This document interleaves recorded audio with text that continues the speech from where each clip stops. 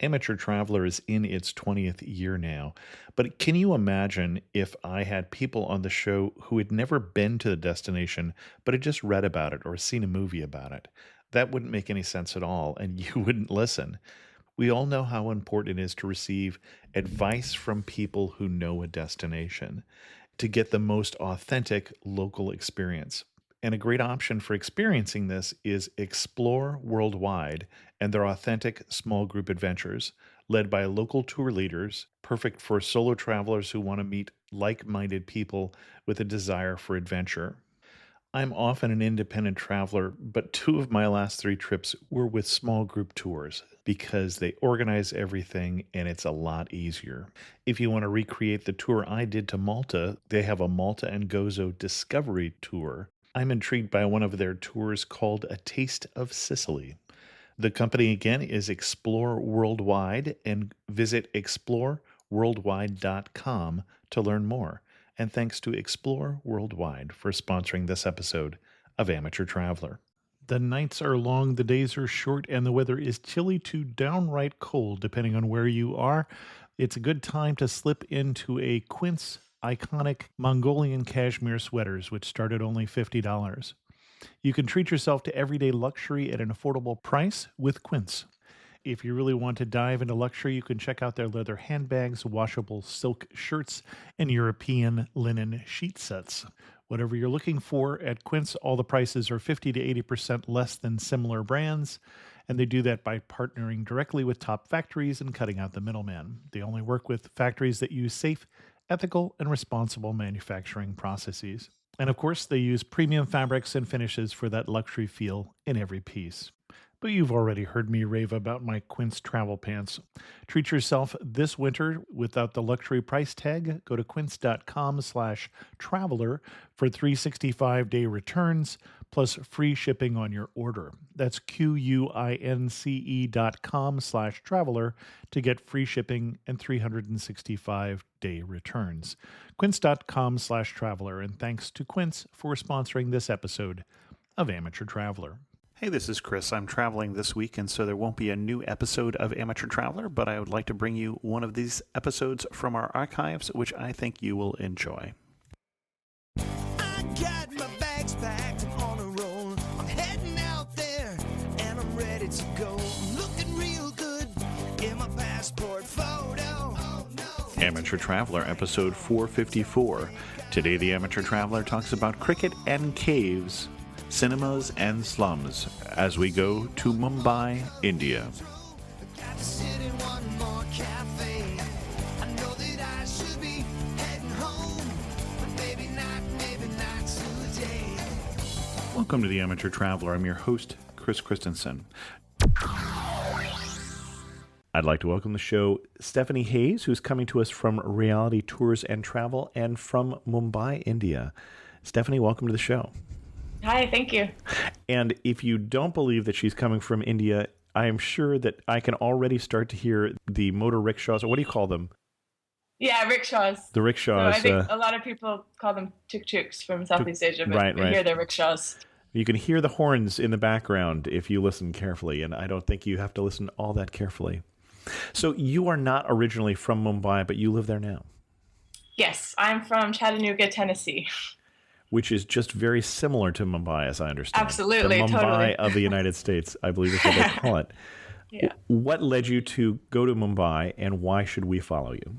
My first kind of experience living abroad was in China after college. I was living in Shanghai for 2 years, and I realized I really liked that way of getting to know a place by spending a little bit of time there and living there. So after Shanghai, I moved to London with my boyfriend, now husband, and we both had been to India a couple times and were just really curious and fascinated. And one day we decided we were sick of London and wanted another adventure. And we decided we wanted to move to India and started looking for work. And then I found the company I'm at now, which was a perfect fit, and we came out here to get to know it better. So you were tired of things moving in a orderly fashion and people queuing carefully and... Yeah, I mean, I love London. I like London a lot, but we kind of missed that China experience, that kind of everyday learning something new, never having a routine. But in the same regards, when I was in China, I was teaching English, and I'm not a teacher, and that's not kind of what I wanted to do. And my background's in tourism and travel, so one condition is that wherever we went, we wanted to do something in our fields. So to be able to come to India and work in tourism was an amazing opportunity. So we packed up and moved out. Excellent. So why should someone come to Mumbai? People should come to India, period, I think. Right. It's an incredible place. And I think Mumbai gets overlooked a little. I think Delhi kind of has more of the history. It's the capital. It's easier to know what to do. There's tons of sites. Yeah, I want to say when people talk about India, they talk about going to the Red Fort and they talk about going to the Taj Mahal, and those are all places there. Mumbai, I think of as more of a modern city, for one thing. Yeah, modern relative to India, for modern sure. Relative to India, yeah, sure. There's less kind of a tourist kind of itinerary that's easier, and so I think people either skip Mumbai or they spend very little time here in transit, and I think that's a shame because I think Mumbai as a whole it's just a really exciting, vibrant city, but it's a little bit trickier to discover. So I think sometimes people get overwhelmed and head on to the next destination, but it's hands down my favorite city in India. So if we came to visit, what would we do? What would you have us do to approach Mumbai? A lot of Mumbai, I think there's some similarities with New York in the kind of energy. Like there's a different pace. There's a pace you feel. The people are friendly. Everyone's, I don't know, it's in that regard. So the best way to experience Mumbai for me is out on the streets and in the markets. And there's museums here and famous landmarks and things. But I think really the best way is to just get lost and wander around and get out into the local markets and just the area and get lost. Because the way you approach an Indian city is much different than you would, let's say, a European city or something, because there's so much happening on the street and it's so foreign. You could easily just spend a day walking around and still learn lots and see cool things. Okay, but let's give people a little more direction. We're going to tell them they're going to get lost, but where are they going to get lost? Where are you going to head them off to? Which market, for instance, first? My favorite way to get to know Mumbai and to have an orientation into South Mumbai, which is one of the most popular kind of tourist areas and the real heart of the city. It's where the British architecture is. It's denser down there. And my favorite way to do that is by bicycle, which a lot of people wouldn't. The company I work for offers a bicycle tour, right? But a lot of people would come to Mumbai and that's not going to be on your list. No one's going to walk out of their hotel and say, I should explore the city on a bicycle. They'd have to be a crazy person. But you can actually do it if you do it at 6 o'clock in the morning. And that's really the only time you can do it because there's less traffic. And so I would start by bicycle at 6 o'clock in the morning, which is tough for some tourists, and explore South Mumbai, which includes kind of the Gateway of India, which is a big famous monument that the British actually left through. There's the Taj Hotel, which is very famous. Then I would head up through Fort, which is a old neighborhood, a lot of activity in the morning going on. We would see Mumbai Devi Temple, which is the temple that Mumbai is named after. And you mentioned activity going on in the morning. What sort of things? We've got people opening up their shops. We've got... Yeah, exactly. Showering in the street. Okay, well, I wasn't expecting that. Okay. Opening up shops. There's people that we go past. There's like jewelry areas. So there's people sweeping bits of gold off the street. There's breakfast for sale. I mean, anything. There's always something happening. But that's a time of the day that a lot of people don't see in Mumbai. And it's great because some of these places I mentioned, if you went back to it at noon, you wouldn't recognize it and you wouldn't be able to walk down the street. So it's kind of got that calmness of morning, but still a lot of activity and people starting their days. So okay. And then you were heading us off. Yeah, so then we would head from there to, there's actually a really cool place that's just starting to kind of pop up in the guidebooks and people know about, but it's a cow shelter in the middle of the city and there's over 300 cows there. So you kind of wind your way back into this shelter and go visit and you can feed all of these cows because obviously that's an important kind of part of Indian Hindu culture and not something you expect to find in the middle of the city with 20 million people. So a stop there, that's always a big hit and that's one of my favorite places and all my friends here, everyone always mentions that as a favorite. And you say a cow shelter, I'm not sure whether to expect a petting zoo or a temple. It could be anywhere in between there. Kind of, yeah, that's a cross between the two. There's no temple per se, but it's a sanctuary in that they're taking the cows off the street and taking care of them. And then because they exist in there and because they're so important in Hindu culture, people will come to visit them, to feed them for good luck and things like that. Okay. So it's just like a little tiny farm in the middle of the city. Okay. Yeah, it's really hidden. And if you ask locals, often they have no idea it's even there. So it feels really special when you get to visit. And it's a good thing to pull out for when you're wandering around with friends that might be totally overwhelmed and exhausted from the activity of Mumbai. It's a nice little escape. So after that, I would head to Marine Drive, which is the iconic kind of 3-kilometer stretch of road along the sea. Mm-hmm. So Mumbai's on the sea and very long and narrow. And this is a kind of sea promenade. So it's where space is incredibly limited here. So you'll see couples hanging out and old people walking and people selling food and just lots of activity, but it's where everyone kind of goes to relax and enjoy the sea. And it's great to, again, bike down that. It's some of the most expensive real estate in the world, I think, even. And a lot of Art Deco buildings. Sometimes they call it the Miami of Mumbai. So a lot to see there.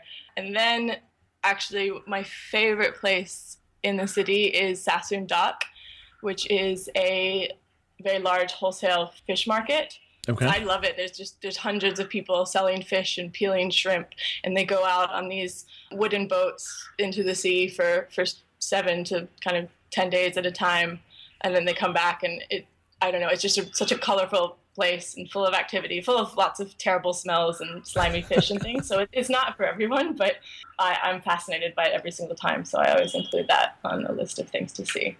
And we got up at 6 o'clock. What time is it now, roughly? It's probably close to 10. Okay. So we take our time. Like, we'd stop and see a lot of things. I think what I like about kind of exploring South Mumbai is that none of these places I mentioned are tourist highlights. Like, if you didn't visit them and you left Mumbai, it wouldn't be the end of the world. You would have still gotten a sense. You're not going to go home and somebody's going to say, oh, you didn't get to the cow farm in the middle of the city or something. Yeah, precisely. But like when you visit them all together in one morning, I don't know, together they kind of form a really nice picture and understanding of Mumbai, and I like that as an orientation. But yeah, it's hard to describe to somebody that maybe has only visited cities like Paris and London, where there's a very clear-cut kind of itinerary of must-see highlights. But what I like about exploring by bike and exploring kind of slowly and stopping and seeing places like this is that I don't know, I think you get a fuller understanding of the actual city. One of the reasons I asked what time it is I don't know what time of year we should come, and I'm wondering if we're now starting to get into the heat of the day, which I'm thinking in Mumbai might be rather warm. When would you recommend we come, first of all? Anytime between October and kind of February is the best. Okay. December and January is perfect. The days are nice and warm and sunny, but not too hot, and the evenings are really lovely. But again, that's when everybody comes. So there's pros and cons to each side. But Mumbai is not overrun with tourists, so it's not a big deal. I definitely wouldn't come in April and May. It's unbearable and insanely hot. And then from June to September, it starts pouring down rain, which I don't know. I don't mind. I think the monsoon's a unique time to visit and not so bad, but probably not everyone's cup of tea and not conducive to a lot of sightseeing or bicycle riding. And when we say pouring down rain, I think of some places that get the morning rain or the afternoon rain and it's fine the rest of the day. Is it that, or is it raining all day? It kind of depends. So some days it rains all day, but it's more kind of dumping it down a few times a day. Okay. But always kind of wet and humid. Okay. And still very hot. Yeah. So steamy. Yeah. Definitely this December, January is ideal. It's perfect weather. Okay. And then what do we do after that? You mentioned markets. Yeah, so that area, a lot of those areas I just mentioned are markets. Actually, one of the things we would have seen on my bicycle orientation kind of thing is Crawford Market, it used to be the largest wholesale market for fruits and vegetables in Mumbai. Okay. It's the first building in India that had electricity. There's a fountain by Rudyard Kipling's son. There's a lot of interesting facts, but basically it's a fruit and vegetable market. So that's cool to explore and see kind of fruits that maybe you haven't seen before in your life. What are we going to make sure that we try? Custard apple is a Mumbai favorite. It's called Sita Fall. Sita is the Hindu goddess, and fall means fruit, so it's Sita's fruit. And it's like, I don't know, it looks like an artichoke. It has like bits of fleshy fruit around these black, like a big watermelon seed. Okay. and you eat around that. It's very, very sweet. That's Hmm. always a fun one to try. Chiku is another kind of one I had never seen before India. It looks like a cross between a kiwi and a potato, but Okay. you bite into it, so you eat the what would be the skin.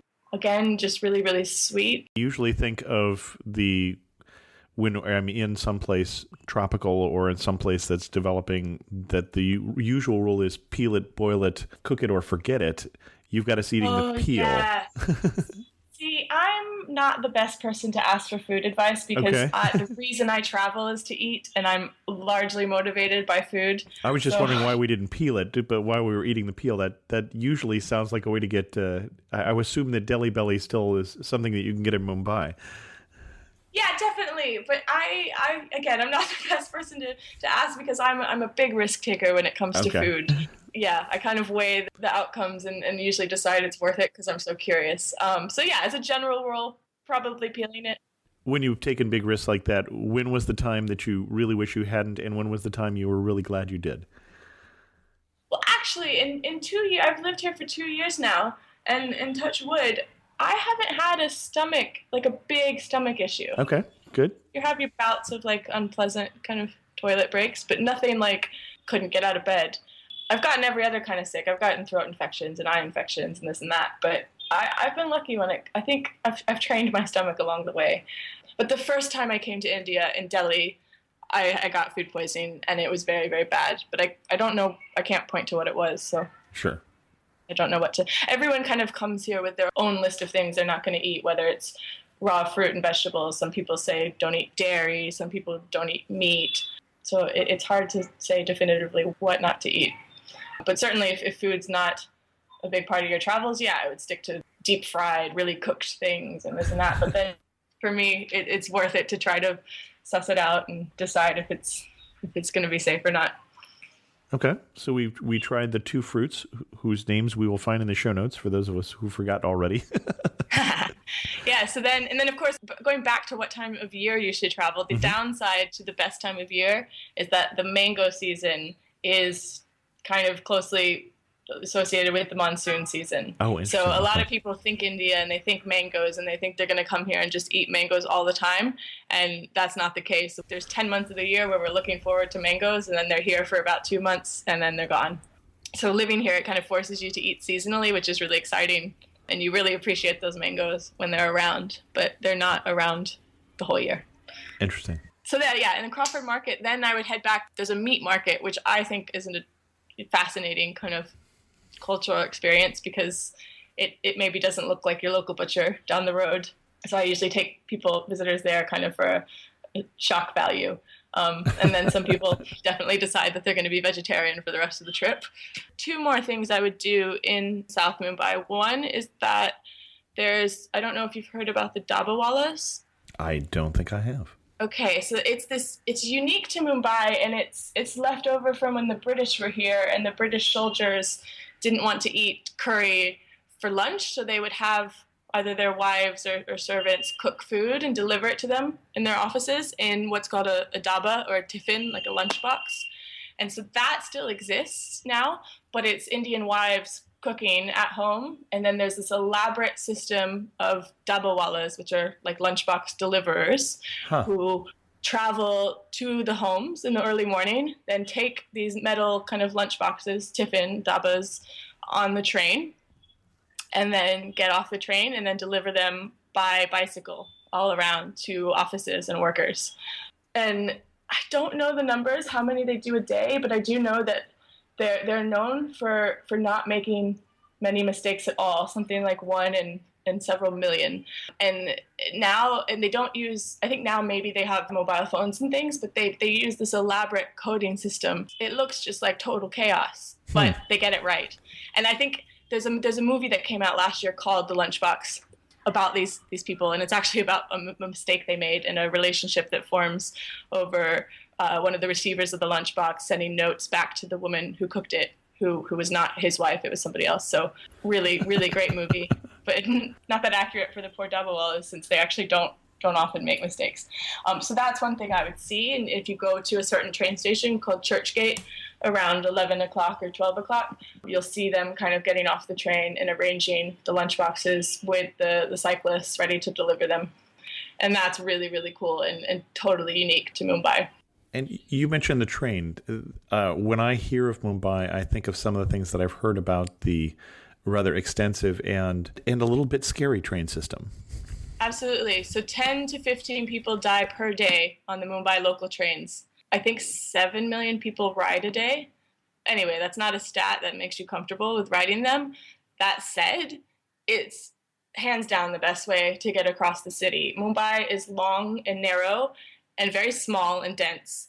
And that means that traffic is horrendous. It's like trying to go from like Harlem to Wall Street in New York, but without roads on the lines and this and that.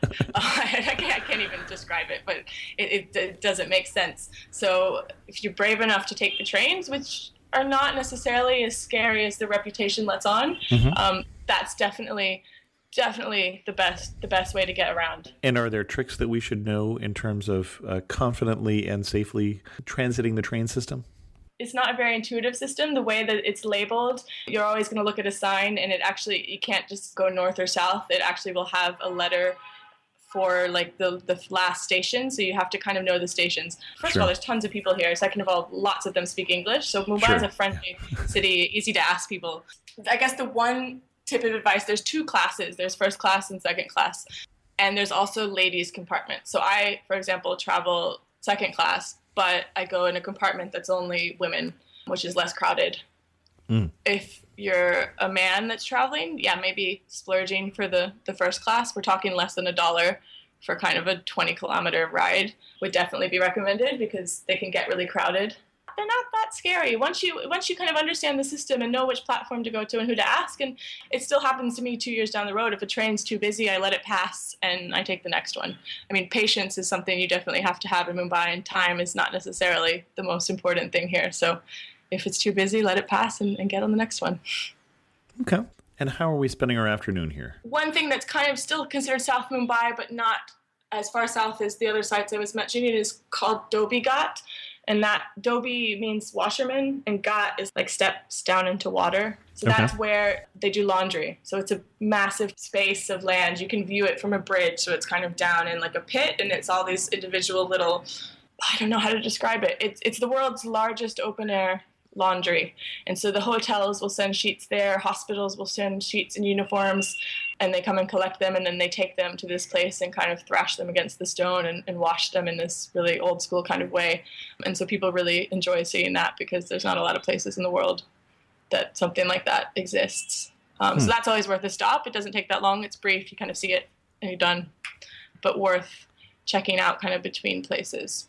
Eventually, we would head to Chowpatty Beach, which is actually a misnomer. Chowpatty means beach. In the tourist guidebooks, it's called Chowpatty Beach. But basically, we would head to Chowpatty and at around sunset. And again, because Mumbai, there's no space, there's nowhere to hang out, there's not a lot of parks, this is another place where all sorts of people in the city come to just enjoy time with their families, hang out by the sea. And it's also a fantastic area for street food, which again, I would eat most of it. And you say eat most of it, but what are your favorite? What's the one thing that we really ought to try, in your opinion? For my company, when I came here, we didn't have any tours to do with street food. And I worked with a colleague to actually develop a street food tour because of a lot of the reasons you mentioned. It's very hard to know what to eat and what not to eat here. So we developed this tour kind of as a way to share places we knew were safe, but also give people the confidence to later on in their travels know how to kind of make some safer decisions about street food. One of my favorite things that we eat, and all of the guides that work with me, and a big favorite in Mumbai, is called pani puri. Pani means water, and puri is like a fried kind of ball. It's this like crispy, hollow kind of sphere made from flour and fried. They fill it with some chickpeas and potatoes, and then this is where it sounds very unsafe, they dunk it in flavored water. So water flavored with like tamarind and mint. And then you eat it in one bite, kind of sort of like a shot, but you're eating it. But you can't bite into it, or else water will spill all over you. So that's a really famous, that's a famous snack, but also one that Don't eat it just anywhere. I don't even eat it at the guy downstairs from my apartment because I'm not sure where his water is coming from. But we do have a vendor on Chowpatty that uses bottled water and has been really safe, and I've eaten it hundreds of times. So that's nice to be able to try something that you see. That's one that people see everywhere. So when I'm with new people and they finally get to try it, it's really exciting because they've kind of wondered what it is walking around the city, and then When you say they dunk it in flavored water, the flavored water is tepid. It's not boiling water. No, it's cold. Okay. Room temperature or cold, yeah. So that's why it better be bottled water. It better be bottled water. And then that's one that even I won't eat just anywhere. Okay. So that's a popular one. The other really, really famous Chowpatty snack is called pau bhaji. Pau is like a bread that got here, I think, from the Portuguese, because it looks just like a bread roll, like a typical dinner roll. It doesn't look particularly Indian. And bhaji is vegetables, and it's mashed up. It originated, there's a lot of old mills in Mumbai. And so a long time ago, when the mill workers needed a fast, quick, cheap lunch, and so restaurant owners would take leftover vegetables from the night before and mash them up into this kind of, I don't know, it turns into like a red, mushy kind of mashed potato texture. Okay. I'm not like really a selling paste. it. Yeah, not a little bit chunkier than a paste. Okay. But so they would mash it up, I guess, so you couldn't recognize that they were leftover vegetables and eat it. But now that's become one of like Mumbai's famous snacks, and it's not left. It's a meal on its own now, and that's really famous to get on Chowpatty. And so you kind of take the bread roll and scoop up this potato mixture, and there's tons of butter. It's really delicious, but quite hearty. So that I would definitely try there. And then the last thing that Chowpatty is really, really famous for is called kulfi, which is like Indian ice cream, which people are maybe a little bit more familiar with. You can get it at Indian restaurants back home, but it's Indian ice cream, but it's not churned, so it's much more condensed and hard, but really creamy and delicious, and a lot of great flavors. Like there's rose and pistachio and mango, and yeah, so that's really good. And that's so famous from this particular beach area that apparently there's a saying in Mumbai. They'll say, "Go get Chowpatty kulfi," even if you're nowhere near this particular Chowpatty. It's so famous that if you said that, it means like, go get me the best kulfi. And everyone likes ice cream, so that's always easy. Excellent. What do the guidebooks recommend that you've been taking us on more of a real world Mumbai? Sure. If I were to pick up a guidebook, what would they tell me to go, and what's your opinion of the places that they would direct me? I mean, the thing about Mumbai is that it's not a tourist town. Yeah, so the guidebooks, they get it fairly right for the most part, I'd say, but they would tell you the easy places. So they would tell you to go to the Gateway of India, which is great, but you could wander out, see it yourself, done, kicked off your list. They would tell you to go to Dhobi Ghat, which I mentioned, the laundry area. Right. And then they would tell you to go to a lot of museums, which are great, but not necessarily going to give you the full impression of Mumbai. They would tell you to go to Marine Drive, the area along the sea. If I did want to go to museums, where are they going to tell me, or where would you tell me, better yet? Prince of Wales is the big famous one in the south. There's a modern art museum this isn't a huge modern art hub. I would stick to actually the galleries. There's a lot of cool galleries in the south. There's a small Gandhi museum, but I would say if you're going to Delhi, save it for there. Okay.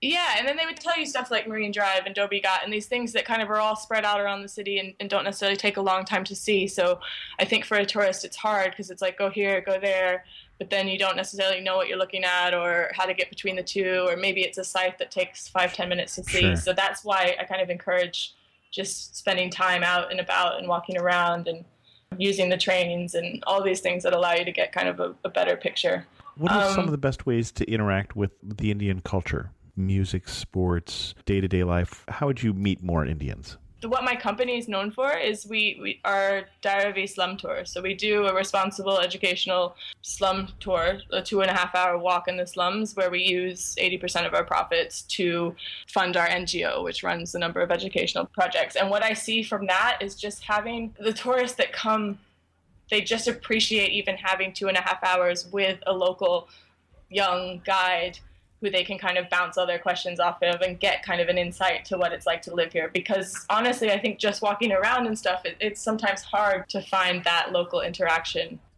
Well, let's say you want to, let's break it down. Let's say I wanted to connect with Indian cinema. What should I do? Where should I go?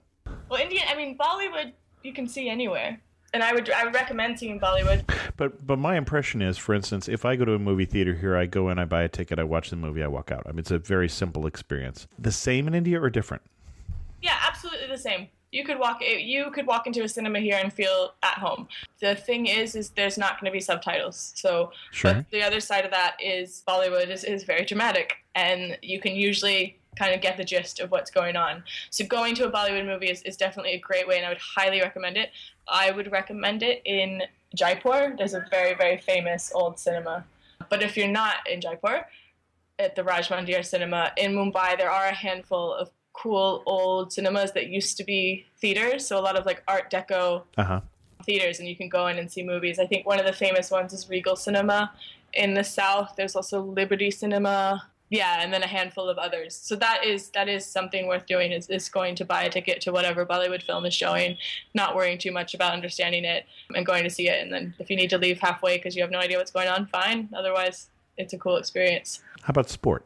Sport, I am not a massive sports fan. There's a famous cricket stadium, Wankhede Stadium. So if it's the right time of year, you could get tickets to a cricket match, which that is the sport here. And if you don't get tickets and go see it at a stadium, you will see cricket a dozen times a day on the street. Better yet, actually, thinking of it, there's a place in South Mumbai called Oval Maiden, and it's a big field, and there at any given time are a dozen cricket games going on, and that's a great place to and it's really beautiful. It's near Mumbai University, and a beautiful old buildings and Rajabai Clock Tower, and a great place to hang out and watch cricket if you're interested in cricket. So you've been living here for a while now. When have you woke up and said, this is just like home? And when have you woke up and thought, what planet am I on? This is so different from home. I don't necessarily have direct comparisons, but I have been surprised at how at ease I feel here, and how comfortable I am, and how some things that felt crazy maybe 2 or 3 weeks into when I lived here feel completely normal, because it is. So 2 or 3 weeks in, what was the thing that felt crazy? I mean, it's still crazy. It depends on your day, right? Like living somewhere like this, you have good India days and you have bad India days. And I have probably 95% I love India, it's the best place in the world days. And then the other 5%, I just lose my grip on life from things that wouldn't necessarily make me upset later. So traffic is one of those. I would say 99% of the time, the traffic doesn't bother me. I don't hear the horns. I just go on about my day. And then occasionally, I don't know why it is or what happens, but you have a day where you're stuck in a rickshaw on the way home from work, and I just want to scream at everybody. And I can't get over that they're not using lanes, and that this guy's just cut into this guy. But then, I don't know, living here, you learn to tune it out. But that I think traffic is what I notice. I love having visitors here, and we've had about a dozen friends and old colleagues come visit while we've lived here over the 2 years. And it's great, because I think one of the shames about living somewhere like this is you do get used to it, and the stuff that was crazy becomes normal. So having a friend come and watching their reactions to certain things is really, really nice to kind of remind you of how unique it is. So traffic's always the first one that people freak out about, and you kind of have to remind yourself that this isn't how people drive all over the world. The hardest to get used to is you need a lot of patience here, and things don't necessarily happen that quickly. For example, if somebody says they're going to come meet you in an hour, it's going to be 2 or 3. Or if you have a meeting scheduled at 9 o'clock, it might be 9:30, 10. But I think that's a good lesson too, because it's made me chill out a bit and become less high-strung. While I'm in Mumbai, what kind of day trips would I want to do to the surrounding area? So day trips in Mumbai is something I haven't done a lot of. There are a lot of great hill stations, they're called, which are particularly good during. Yeah, and I myself am not a big nature person. I love cities. That's why I'm in Mumbai. So I've been to one hill station near Lonavala that I went camping for a friend's birthday. That was really fun. But as far as, there's a national park a little bit outside of the city that I haven't actually been to, but I haven't also heard great things. The thing about people traveling here is I think most people are doing Mumbai as part of a larger trip to India. Sure. So there's usually better places. For example, one of the things the guidebooks talk about a lot is Elephanta Caves. And that's like an hour ferry ride from the tip of Mumbai, and it's these old, intricately carved caves. I went in 2010 when I was a tourist, and I haven't been back. I think if you have a larger trip to India, there's better places to see old carvings, like Hampi, or even going out to Ellora and Ajanta, which is a little bit further from here. So day trips, I don't know, it's not the best location other than hill stations, which I, to be honest, haven't explored. One of the things that's great for Mumbai as an expat living here is that you can get to Goa in an overnight train. So you can leave at 10 o'clock at night and be in Goa at 7 o'clock, 8 o'clock the next morning and be on a fabulous beach somewhere. So that, in that regards, Mumbai is a great location. But I haven't actually explored a lot of the kind of hill stations, day trips. Anything I've done has kind of been an overnight train or longer. Okay. Well, is there anything else we should tell people who are planning a trip to India and thinking about going to Mumbai before we get to my last, say, 4 questions? One of the things I think you shouldn't miss when you come to Mumbai is there's a place called Dharavi, which is you'll hear it in guidebooks as Asia's largest slum, which is actually an outdated fact, but it is one of the largest slums in Asia. It's about a square mile, and there's 1 million people living within it. So it's really a city within a city. It's obviously a controversial thing, slum tourism, but the reason my company does what it does is to change, our mission is kind of twofold. So it's to change perceptions about what it means to be from a slum or an underprivileged community and show people that maybe what they're picturing is not that accurate. And the other is the cost of the tour. We use 80% of the profits to fund an NGO. So when you come on the tour, you get to see where your tourism dollars are going and how it's making a difference. So we're educating visitors, but then also using the money to improve the community.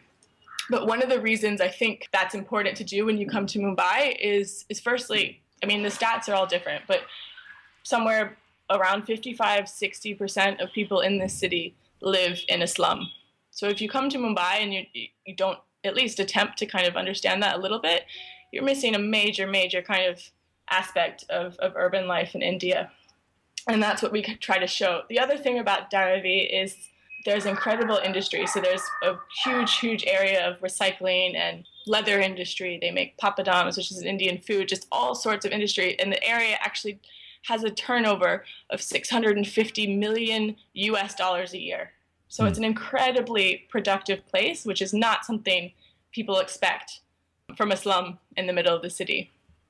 So I think definitely dedicating some time to come and check that out and see what we're doing and see how that side of Mumbai life is. And most of our visitors are really surprised, and they say, I come and I expected nobody was working and this and that. And I don't know, their opinions really change. And I think that's an important kind of lesson in India, is to keep an open mind. And everything is complex here. I think the one thing about India, and you hear it all the time, is there's tons of complexities, and it's a really vibrant place. And yeah, you see both aspects. You see incredible wealth and extreme poverty and this and that. And nowhere better do you see that than somewhere like Dharavi. So I wouldn't miss that in Mumbai. And I think, to be honest, I mean, it's in all the guidebooks now. People come here with a curiosity, and this is the best place to kind of try to understand that. And our tour does a fantastic job. It's 2.5 hours, and it's a huge amount of information and history, and definitely worth seeing. Okay. We've talked about traffic. We've talked about the crowds. One thing that, even knowing all that, is going to surprise me when I come to Mumbai. I think for me, the biggest, not surprise, but the biggest thing that Mumbai has going for it is the people are so friendly. And I think especially, I mean, Indian people on a whole, I think are really friendly. India has a bad reputation, but on a whole, Indian people are friendly. And in Mumbai, super friendly. Compared to somewhere like the north, I just love how kind of accessible it is. People are willing to talk to you, and the culture is very open. And if you stumble across a wedding, they're going to invite you in. And it's just a really nice community. And I think it's an easy place to get to know, because the people are so warm and friendly. On that note, one thing that surprised me is I feel safe anytime here. I take rickshaws 1 o'clock, 2 o'clock morning alone, which is something you can't say about a lot of cities. And I've heard that Mumbai is really the only city you would feel safe doing that. So I think that's a big thing Mumbai has going for it. Excellent. As we go to wrap this up, you're standing in the prettiest spot in Mumbai. Where are you standing, and what are you looking at? The Ganga tank, which is this very spiritual, like a Roman bath, like a big bath. But it's, again, everywhere in Mumbai is really chaotic. And then you walk down to this Ganga tank, and it's totally peaceful, and there's temples all around it, and it's just this big pool. It has significance in the Hindu stories. They think it's the Ganges. It flows from the Ganges, which is on the other side of the country, but a really nice story. But very, very cool, peaceful, picturesque place to hang out. The second place, which I don't even want to say because it's such a secret, and even my guides who have lived here their whole life, I took a lot of them for the first time. It's just you and me here. We cycled overnight and we finished at Worli Fort. So the first people that inhabited Mumbai were the Kolis, and Koli means fishermen. So there's quite a few Koliwada, so that means fisherman community throughout the city. But one of the oldest is in this neighborhood called Worli. And so if you wander in, it takes 10 to 15 minutes walking through this old fishing village, which has a really village feel, not as urban as the rest of the city. Uh-huh. And then you end up at this old British fort. And when you climb up to the fort, you have a view of Worli, which is kind of a business area, nothing to really see as a tourist, but has a nice skyline. And then on the other side, you have a sea link, which is a famous bridge they built to link the neighborhood I live in called Bandra with this neighborhood Worli. And at sunrise, it's a really, really, really special view. So was that getting back to my question of you're standing in the prettiest spot? The prettiest place, yeah. Well, okay, it would be one of those two places. Okay. And they're not that far from each other, so you should do both. One thing that makes you laugh and say only in Mumbai. The head bobble. It merits discussion, and just the kind of yes, but shaking their head no. The yes, but I don't really mean yes. Yeah, it can mean everything. What else do I love? There's all sorts of head things. There's this head thing these rickshaw drivers do, which looks like a no, but really is them jutting their head, meaning get in the back, let's go. But yeah, the head bobble, I think it's cliche, but it's funny every time. So okay. It's funnier that when you live here, you start doing it. I do the head bobble all the time, and I do it on the phone, which is the craziest part. My husband will catch me wobbling my head while talking to somebody on the phone and remind me that they can't see me, and that doesn't mean anything. So one thing you should know and one thing you should pack before you go to Mumbai. You need patience and a sense of adventure, and you kind of just need to be up for things. Like, I would just say yes to anything, and just that having an open-minded attitude here is great, but also I think you need to know that you have to be very alert. Mumbai is not the kind of place where there's sidewalks and you can wander around and it's very easygoing. I think it's a really stimulating place, and to acknowledge that you have to be alert, and you probably will be exhausted at the end of a day of sightseeing is good to know. To pack bug spray if you're coming a time during mosquitoes, but also I think for women, especially if you haven't traveled somewhere like this, I think people hear Mumbai and it's a very cosmopolitan city, and you'll see people wearing every kind of thing, and you could go out at night and see people wearing mini skirts and high heels.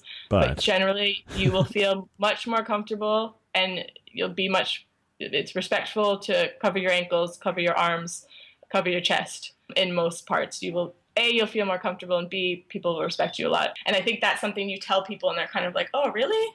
And it's 100 degrees outside. People want to pack shorts and tank tops, but I haven't worn shorts in 2 years. So that's something worth noting. Last two questions. Finish this thought. You really know you're in Mumbai when what?